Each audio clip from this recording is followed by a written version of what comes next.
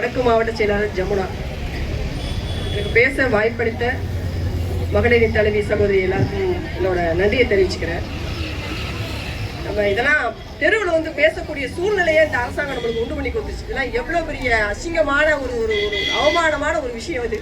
இங்கே நிற்கிற எல்லாருமே இப்போ பெண்களை விட ஆண்கள் தான் தன் பெண் பிள்ளைங்களை வீட்டில் அவ்வளவு ஒரு அன்போடைய பாசத்தோடைய தன்னோட குல தெய்வமாக வணங்குறாங்க பெண் பிள்ளைங்களை. ஆனா இன்னைக்கு அந்த பெண் பிள்ளைங்களோட பாதுகாப்புலாம் கேள்விக்குறியா இருக்கு. இன்னைக்கு இத்தனை சகோதரர்கள் தொழிலுக்காடி வந்து நிக்கிறீங்க, கையில மைக்கோட்டு நிக்கிறீங்க, காவல்துறை சகோதரர்கள் வந்து நிக்கிறாங்க. இவங்களோட வீட்டுல இருக்க பெண் குழந்தைகளுக்கு யாரையா பாதுகாப்பு? எதுக்கியா ஓட்டு போடுறோம்? ஓட்டு போட்டு ஆட்சியில அமர்த்ததே எதுக்கியா? வீட்டுல நாம உழைக்கிறதே நம்ம குடும்பத்துக்காடி, நம்ம பிள்ளைங்க நல்லா இருக்கிறதுக்காக நாம உழைக்கிறோம். ஆனா நாம உழைச்சிட்டு போக முன்னாடி நம்ம வீட்டுல இருக்க மனைவிக்கும் தாய்க்கும் பெண் பிள்ளைகளுக்கு ஆண் பிள்ளைக்குமே பாதுகாப்பு இல்ல. இதே சமீபமா கோயில்பேட்டில் ஒரு 3 வயசு ஆண் குழந்தைய கற்பழிச்சிட்டாங்க ஒருத்தர். கேட்டா மது போதையில இருந்தேன், கஞ்சா போதையில இருந்தாங்க. இதுக்கெல்லாம் யாரையா காரணம்? ஆட்சி நடத்துறவன் கட்சியில இருக்கிறவன் எல்லாருமே போதைப் பொருளை விற்பனை செஞ்சா காவல்துறை நண்பர்கள் எங்க போய் அவங்களோட பணியை செய்ய முடியும்? போய் யாரையாச்சும் போய் கை வச்சா ஏன் நம்மளுப்பா விட்டுருக்கிறாரு ஸ்டாலின் ஐயா. நம்மாளு விட்டா எல்லாரும் கஞ்சா தான் கடத்தணும், எல்லாரும் டாஸ்மாக் கடை ஒரு கடைக்கு 10 கடை திறப்பான். இதுதான் இவனோட அரசியல் சாதனையாவே இருந்துட்டு இருக்கு. இன்னைக்கு போய் காவல்துறை சகோதரர்கள் போய் ஏதோ கஞ்சா வைத்தவங்க போய் பிடிச்சா ஏன் நம்மளால விட்டுப்பா, ஏன் நாளைக்கு உன் வீட்டுல பொட்டப்பிள்ள இருக்காது. இப்படி மிரட்டினா அவங்களோட பணி எப்படி செய்வாங்க அவங்க? இப்போ இவரு ஸ்டாலின் ஆட்சி ஏற்றதுக்கு அப்புறம் என்ன அதிகரிச்சுக்கா? டாஸ்மார்க்கு எண்ணிக்கை அதிகரிச்சிருக்கு, பார்களோட எண்ணிக்கை அதிகரிச்சிருக்கு. எங்க ஹோட்டல் திறந்தாலும் பார்க்கு அனுமதி கொடுப்பாரு. கஞ்சா தெருவுக்கு தெரு வீதிக்கு வீதி கஞ்சா வச்சுட்டு இருக்கான். இவ்வளவு காட்டு பையன் கொடுத்து கஞ்சா கொடுக்குறாயா? நாங்க பாக்குறோம். போய் கம்ப்ளைண்ட் பண்ணா கம்ப்ளைண்ட் எடுத்துக்க மாட்டேங்கிறாங்க. கேட்டா அவன் அரசியல்வாதியோட பின்புலத்துல இருக்கிறான்னு சொல்றாங்க. அப்ப இதெல்லாம் எங்க கொட்டி சொல்றது? இந்த வெக்க கேட்டான ஆட்சி அரசாங்கத்தை. ஆனா மக்கள் நாமெல்லாம் இனிமேலும் விழுத்துக்கிடாம இதே அரசாங்கம் இந்த உதய சூரியனுக்கு தான் ஓடு போடுது. நம்ம குடும்பம் எல்லாம் நாசமா போயிடும். ஒவ்வொரு வீட்லயும் பெண் இருக்காங்க, தாய் இருக்காங்க, ஆண் பிள்ளைகள் இருக்காங்க. பெண் பிள்ளைங்களை நல்லபடியா வளர்த்து கட்டி கொடுக்கணும் தான் நாம ஓடுறோம், சம்பாதிக்கிறோம். ஆண் பிள்ளைங்களை ஒழுக்கத்தோட வளர்ச்சி நம்ம குடும்பத்துக்கு தூணா நிக்கணும், நம்ம பேரை சொல்லணும், நம்ம குடும்பத்தை காப்பாற்றணும். நம்ம ஆண் பிள்ளைகளை வளர்க்கணும். ஆண் பிள்ளைகளை போதை கடுமையாக்கிறாங்க, பெண் பிள்ளைகளை கற்ப சூறையாடுறாங்க. வீட்டை தாயை கூட பெரியவங்களை விட்டுட்டு போனா கூட கையை பிடிச்சி இருக்கிற நிலைமை தான் இருக்கு. கேட்டா 11 மணிக்கு மேல பெண்கள் வெளியே போறாங்கன்னு சொன்னாங்க. வெக்கமால ஆட்சி நேரத்தை துப்பு இல்லாதவங்களுக்கு எங்களை 11 மணிக்கு மேல வெளியே போகணும்னு சொல்லுங்க. உங்களுக்கு என்ன உரிமை இருக்கு? நாட்டை சீரா வச்சுட்டு இருந்தா உங்களுக்கு ஓட்டு போடுறாங்க. ஆனா நாட்டை சீர்கட்டு குட்டிச்சோறு ஆக்கி வச்சிருக்காங்க. எலெக்ஷன் ஆரம்பிக்கிறதுக்கு 6 மாசத்துக்கு முன்னாடி சோதனை நம்பர் ஆரம்பிச்சாச்சு. அங்க மகளிருக்கு 1000 ரூபாய் கொடுத்தோம். எதுக்கு 1000 ரூபாய்? வீட்டுக்கார உடச்சது கூட போய் டாஸ்மார்க்ல கொடுக்கலையா? எங்களுக்கு எதுக்கு 1000 ரூபாய்? டாஸ்மார்க்க மூடி கஞ்சாவை நிப்பாட்டி எல்லாம் ஒழுக்குது. ஒரு குடும்பத்தோட வளர்ச்சி தான் ஒரு நாட்டோட வளர்ச்சி. ஒரு நாட்டுக்காண்டி மனுஷன் தூங்காம உழைச்சிருக்காடா நம்ம பிரதமர் நரேந்திர மோடியா. இன்னைக்கு பக்கத்துல இருக்க நாடுலாம் பார்த்து 5 நாள் நடுங்கிற நம்மள போய் எட்டி நிக்கிறான். இன்னைக்கு வளர்ந்து நிக்கிறோம். மக்கள் தொகையில முதலிடமா இருந்த 2ஆம் இடமா இருந்த நாம இன்னைக்கு அசுர வளர்ச்சியில பொருளாதார வளர்ச்சியாகட்டும் எல்லா வளர்ச்சியும் முன்னாடி நிக்கிறோம். ஒரு நாட்டையே இவ்வளவு தூரத்துக்கு கொண்டு வர முடியுது எங்களோட பிரதமரான. ஆனா ஒரு தமிழக ஒரு மாநிலத்தை நல்லா இருந்த மாநிலத்தை ஓரளவுக்கு இருந்த மாநிலத்தை துப்புரவா குட்டிச்சோறு ஆக்கி தரமட்டம் ஆக்கி பிள்ளைங்களை ஃபுல்லா போதை கடுமையாக்கி போய் ஸ்கூல்ல பாத்தீங்கன்னா பசங்க 4 பசங்க சேர்ந்து செல்லு பாக்குறாங்க. செல்லு அவங்க என்னென்ன கஞ்சா அடிக்கிறாங்க. பையங்களை வீட்டுக்கு அனுப்பிச்சு பெற்றவங்க நல்ல வைக்க நம்ம பிள்ளை படிச்சுட்டு வராங்க, நமக்கு அடுத்தடுத்து முன்னேறிடுவாங்க. இப்படி நினைச்சிட்டு இருக்க தாய்மார்கள் ஸ்கூலுக்கு மையா அவங்க சேர்ந்து போவாங்க. நீங்க இருக்கிற கஞ்சா தானே அவன் கைக்கு போய் கிடைச்சி வையா? இதெல்லாம் உங்களுக்கு கண்ணுக்கு தெரியலையா? இதெல்லாம் நீங்க தடுத்து நிறுத்த மாட்டீங்களா? எங்க பார்த்தாலும் வெட்டு, கொலை, கொள்ளை, கற்பழிப்பு. எங்க கேட்டாலும் இதான் நியூஸ். தேவைன்னா ஜாதி கடத்தை தூண்டி விடுவேன், இல்லையா மத கலரத்தை தூண்டி விடுவேன். எவையா ஜாதியை கேட்டு சண்டை போட்டுருந்தா? எல்லாரும் மனிதனை ஒட்டுமையா இருக்கும். என்ன மதமா இருந்தாலும் அவங்க மதத்தை அவன் மதிக்கிறான்.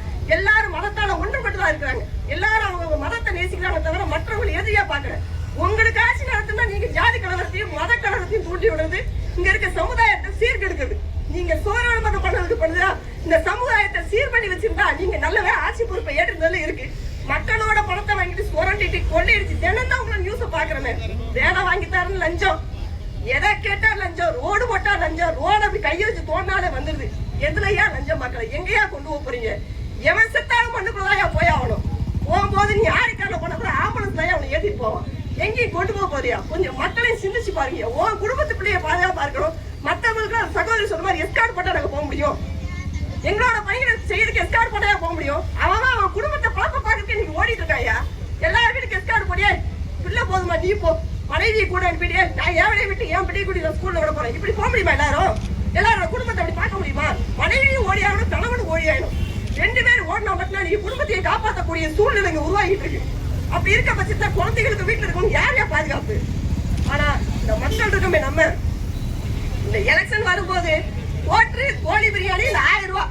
ஏப்பா இவ்வளவு நாள் மனிதாபிமானம் இருக்குமோ இல்லையோ அந்த நேரம் மனசாச்சு ஏன் 1000 வாங்கிட்டு நான் தப்பா ஓட்டு போடுவேன். ஏன் உங்க பணம் தான்ப்பா, நீங்க வாங்கிக்கோங்கப்பா, உங்க பணத்தை தான்ப்பா கொள்ளையடிச்சு வச்சிருக்காங்க, நீங்க வாங்கிக்கோங்கப்பா. ஆனா ஓட்டு போடும்போது நீங்க வேற யாரும் சிந்திக்க வேண்டாம், உங்க குடும்பத்தை சிந்திங்கப்பா, உங்க வீட்டுல குழந்தைகளை சிந்திங்கப்பா. நம்மளோட பையன் ஒழுக்கத்தோட வளரணும், நம்ம பொண்ணு பாதுகாப்பா இருக்கணும், நம்ம வீட்டுல இருக்க பொம்பளைங்க பாதுகாப்பா இருக்கணும், இந்த போதை பொருளா அழிஞ்சு போகணும். அப்ப யாருக்கா ஓட்டு போடணும்? நம்ம நாட்டை ஏமாறி எடுத்து கொண்டு போய்கிட்டு இருக்க அந்த பாரத பிரதமரோட வழியில வர அந்த பாரதிய ஜனதா கட்சி ஓட்டு போடாதே. நம்ம குடும்பம் பாதுகாப்பா இருக்கணும், நம்ம பிள்ளைங்க பாதுகாப்பா இருக்கும், பிள்ளைங்க ஒழுக்கமா இருக்குன்றத நாம இப்பத்துல இருந்தே மனசுல எடுத்து கொண்டு போகணும். இதெல்லாம் யாரும் சொல்லித்தர வேண்டியதில்லை.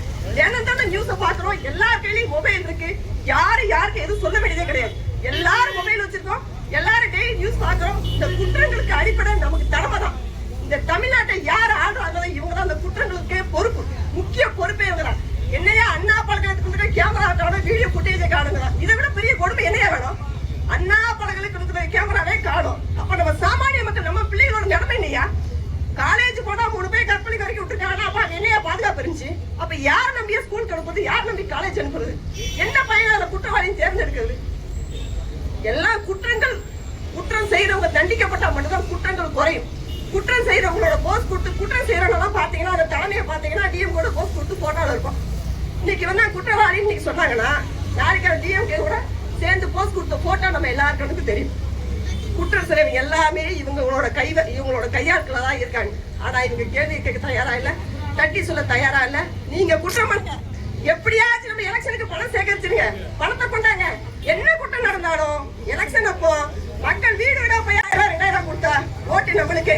அடுத்து நீ தொடர்ந்து குற்றம் செய்ய, நீ பணக்காரன் ஆயிடலாம், நான் ஆட்சியில் அமர்ந்துக்கலாம். இதுதான் இவங்களோட டீலிங்கா இருக்குது. ஆனா மக்கள் நாம உண்மையிலே நம்மளோட ஒவ்வொருத்தர் யாரையும் நீங்க யோசிக்க வேணாம், சுயநலமாவே யோசிங்க. உங்க குடும்பம் நல்லா இருக்கணும், நாம எல்லாரும் பணி செஞ்சுட்டு இருக்கோம், நம்ம குடும்பம் நல்லா இருக்கணும், நம்மளோட வீட்டுல இருக்க பிள்ளைங்கள் வளரணும், நம்மளோட சந்ததி வளரணும் அப்படின்னு நினைச்சீங்கன்னா நாம வாக்களிக்க வேண்டியது பாரதிய ஜனதா கட்சிக்கு. நான் வாக்கு கேட்கிறேன்னு தப்பா நினைக்காதீங்க, வாக்கு கேட்கல, உங்க ஒவ்வொருவரோட குடும்பத்தின் நலனை யோசிச்சுதான் சொல்றேன். ஏன்னா நடக்கிற விஷயம் எதுவுமே சரியா இல்ல. மறுபடியும் நீங்க ஆட்சி அவங்க கையில கொடுத்தீங்க அப்படின்னா எல்லாரோட நிலைமை ரொம்ப மோசமா போயிடும். நம்ம எல்லாரும் யோசிச்சு சிந்திச்சு நம்ம குடும்பம் முன்னேறுக்கு. ஆனா பாரதிய ஜனதா கட்சி எந்த இலவசத்தை அறிவிக்கல, எப்பவுமே இலவசத்தை அறிவிக்க போறது இல்லை. ஒவ்வொரு மனுஷனுக்கும் தனி மனுஷனுக்கு தன்னம்பிக்கை கொடுத்து நீ மேலவா, நீ தன்னம்பிக்கையோட மேல வந்தா தான் ஓப்பினால நீ 10 பேருக்கு தன்னம்பிக்கை கொடுப்ப. தன்னம்பிக்கை கொடுக்குற கட்சியா எங்களோட பாரதிய ஜனதா கட்சி. எவனுக்கு இலவசத்தை கொடுத்து அவனை சோம்பேறியா அடிமையாக கட்சி கிடையாது, அது எங்களுக்கு தேவையும் இல்லை. ஒவ்வொரு தனி மனுஷனும் எழுந்து வந்தா தான் இந்த நாடு முன்னேறதா எங்களோட குறிக்கோள். இதை எல்லாரும் சிந்திச்சு செயல்படணும். நம்மளோட நாடு முன்னேற ஒவ்வொருவரோட குடும்பமும் பாதுகாக்கப்படணும். அப்படின்னா ஒவ்வொரு வீட்டுக்கும் போலீஸ் போட முடியாது, காவல்துறை போட முடியாது. காவல்துறை உங்க வீட்டுல அவர் வீட்டை யார் பாதுகாக்கிறது? அப்போ நம்மளுக்கு காவலா நிற்கக்கூடிய யாருன்னு நம்மளாம் சிந்திச்சு செயல்படணும்னு கேட்டுட்டு எனக்கு வாய்ப்பளித்த இந்த மாதிரி இன்னைக்கு எல்லாருக்கும் நன்றி தெரிவிச்சு விடைபெற்று